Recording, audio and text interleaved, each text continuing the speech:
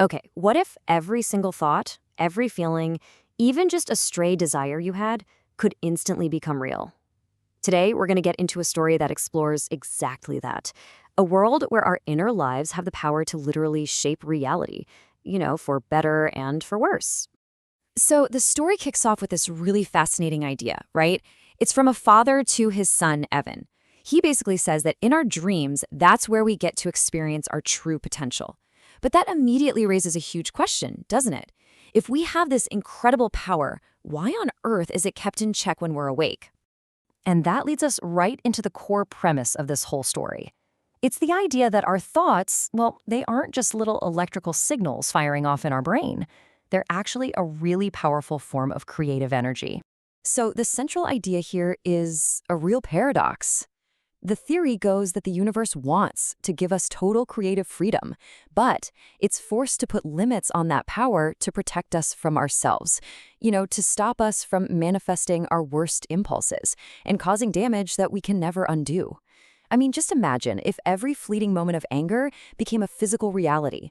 The potential for chaos, it's pretty obvious. Okay, but this idea of a protective universe, it immediately runs into a huge, obvious problem, right? If this whole system is there to shield us, then why is our world still so full of chaos and injustice? This is the big conflict we got to dig into. And Evan just puts this perfectly. He looks at the real world and he sees a system that lets destructive people cause harm over and over and over again. So he asks, if our powers are limited, why aren't theirs? It's such a sharp, relatable challenge to this whole idea of a moderated universe. Well, as his father offers this explanation, it's a bit out there, but he speculates that maybe everyone starts with a kind of mystic energy bank account. And maybe these destructive people, they just have a massive starting balance. Or maybe they have forgiving judges and friends who keep topping up their account, letting them get away with stuff long after their grace should have totally run out. So this is where it gets really interesting, because now we can turn this idea on ourselves. Forget about other people for a second. If you had a cosmic balance sheet showing all your positive and negative energy transactions, what would it say? Seriously, would you be in the black or would you be overdrawn?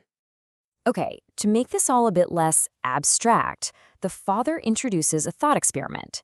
It's a game he calls Wish Command, and it's basically designed to teach the immense responsibility that comes with this kind of creative juice.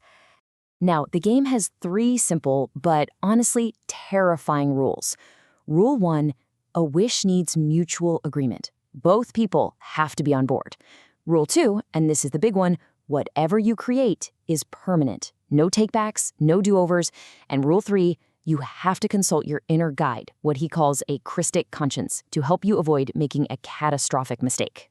And this setup perfectly illustrates the two ways we can approach power, right? You have Evan's sister, Abby. She's pure impulse. She wants candy, fun things, beauty, intelligence, and she wants it now. Then you have his cousin, Rev, who represents caution. He immediately starts thinking about the long-term consequences of every little thing. And Rev's warning to Abby is chilling. He points out that her simple wish for a bunch of candy could make her sick, and because of that permanence rule, she would be sick forever. The stakes in this game are absolute. One impulsive move could literally lead to an eternity of regret. So how do you even play a game like that without causing a total disaster? Well, there's a safety net built in. Before you make a wish permanent, you can visualize it in a kind of dreamland. It's like a mental sandbox where you can test out your ideas and see what might happen, all without it becoming a permanent, irreversible reality. All right, so this all seems like a pretty fun, if a little abstract, family game. But what happens when Evan decides to test these rules out in the real world? So the next day, he's at his locker, feeling this mix of skepticism and, a little bit of curiosity. And he makes this quiet internal command. He's not trying to change the world here. He's just asking for one single, clear sign that any of this stuff is real. Almost immediately, his focus shifts to the school bully, a kid named Diesel. And fueled by this flash of anger, Evan refines his wish. And notice how specific he gets. He doesn't wish for the guy to get hurt. He doesn't wish for revenge. He follows the cautious rules from the game and simply commands that the bully's true nature be exposed. And then things start to happen with shocking speed. He makes the wish in the morning. By lunch, new proof of the bullying surfaces. Then, during third period, a video exposing everything Diesel has been doing gets leaked to the entire school. By the afternoon, the kid's suspended.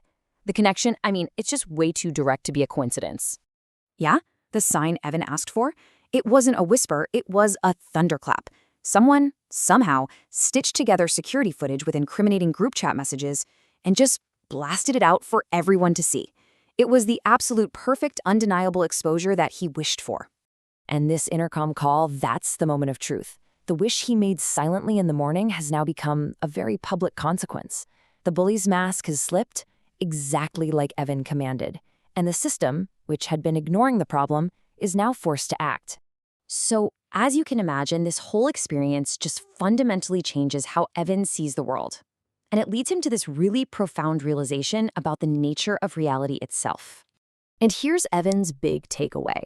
He realizes he isn't creating in some empty void like in the game. He's operating in a world that's already been built by millions of combined wishes and thoughts and agreements from everyone. Our entire society, our rules, our norms, all of it is the result of a collective creation. So after seeing the immediate, powerful result of his own wish, Evan's whole perspective just shifts. He starts to echo his cousin Rev's cautious mindset from the game. He gets it now.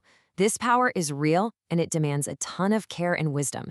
That impulsive desire for action, it's gone. Now it's replaced by a real need to understand. And that kind of leaves us with one last really provocative thought. If our reality is shaped by our collective thoughts and intentions, whether we're conscious of it or not, then the power of Untested isn't just his, it's ours.